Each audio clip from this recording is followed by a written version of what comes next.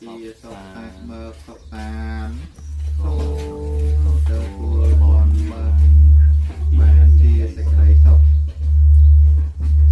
តោះសូមថ្វាយបុណ្យដល់បុព្វការីជនដែលបានសុគតក្នុងសន្តិភាពសូមទទួលបុណ្យដោយសុខសាន្តនាំជីវិតទៅឋាន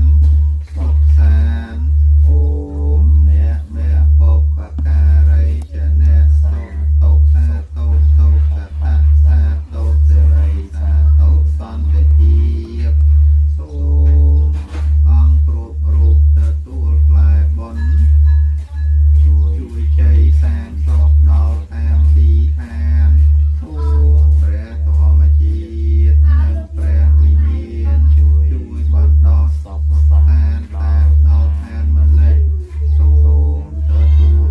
សូមឋានវៀងវល់មើលជាសុខសាន្តសូមអត់ជាទេសូមឋានវៀងវល់មកសុខសាន្តសូមឋានវៀងវល់មើលសុខសាន្តសូមទទួលបុណ្យបានមើលជាសេចក្តីសុខហ្នឹងហើយសូមទទួលបុណ្យបានជាសេចក្តីលេខសុខអត់